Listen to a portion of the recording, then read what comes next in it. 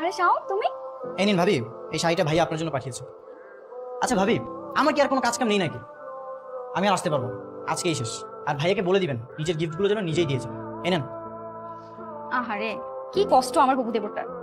আচ্ছা আসো, ভিতরে আসো। না না, আমার ভিতরে ভিতরে যাওয়ার এত সময় নেই, আমি চলে যাবো, আমার অনেক কাজ আছে। বাবা, এত ব্যস্ত? জি ভাবি। কে আসছে আপু? আরে ওই নয়নের ছোট ভাই আসছে। হাই।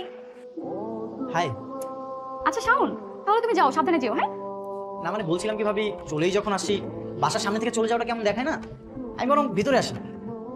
আচ্ছা আসো তাহলে। শাওন, তুমি তাহলে বসো, আমি এক কাজ করি, তোমাকে নাস্তা বানিয়ে নিয়ে আসি। না না ভাবি, নাস্তা লাগবে না, আপনি এক গ্লাস পানি দেন। আচ্ছা বসো, আমি তাহলে পানি নিয়ে আসি। আহা ভাবি, আপনি কেন কষ্ট করবেন? আপনার ছোট বোনকে বলেন এক গ্লাস পানি নিয়ে আসতে। মানে ভাবি, আপনি যান ট্রায়াল দিয়ে আসুন, আমি দেখতাম আপনাকে কেমন লাগে, ভালো লাগে কিনা খারাপ লাগে। যদি খারাপ লাগে তাহলে তো আবার এক্সচেঞ্জ করতে হবে, তাই না? এর থেকে ভালো আপনি ট্রায়াল দিয়ে আসুন। ঠিক বলেছো, ঠিক আছে, আমি ট্রায়াল দিয়ে আসি। বসো। Thank you.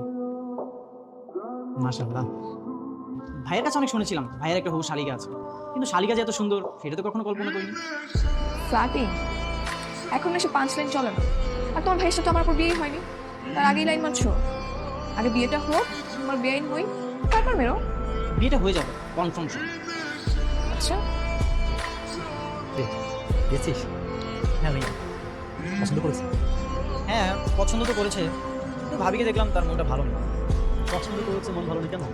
ভাবির মনটা ভালো হবেই বা কি করে? তুমি শুধু ভাবির জন্য শাড়িটা কিনেছো, তার যে একটা ছোট বোন আছে তার জন্য একটা তুমি শাড়ি কিনবা না?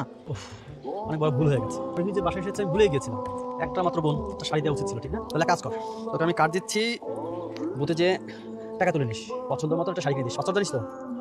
না ভাইয়া। আরে ওয়ান ঠিক আছে ঠিক আছে, তাহলে আমি চলে যাচ্ছি, ভাবিকে নিয়ে যা, আমি ফোনে বলে দিচ্ছি। আচ্ছা। শাওন, শাড়ি কেনা তো শেষ, চলো এবার বাসি যাই। ভাবি একটা শাড়ি কিনলে হবে? আপনার আদরে একটা মাত্র ছোট বোন, আরো 4-5 দোকান দেখি। তো কি হয়েছে, আমার তো কোনো সমস্যা নেই, আমি একদম ফ্রি আছি। আচ্ছা তুমি একটু দাঁড়াও, তোমাদের ভাইয়া ফোন দিচ্ছে। হ্যাঁ তুমি সবসময় এবার তাকিয়ে থাকো কেন? আমার মাথা কি সিংহ দিয়েছে? সিংহ জানি, তবে তোমার চোখে জাদু আছে, কেন জানি ম্যাগনেটের মতো লক হয়ে যায়। আবার ফ্ল্যাটিং? তৃষা, পৃথিবীর সবচেয়ে সুন্দর জিনিস দেখতে চাও? কি? তাহলে আমার চোখে লাগো, অ্যান্সারটা পেয়ে যাও।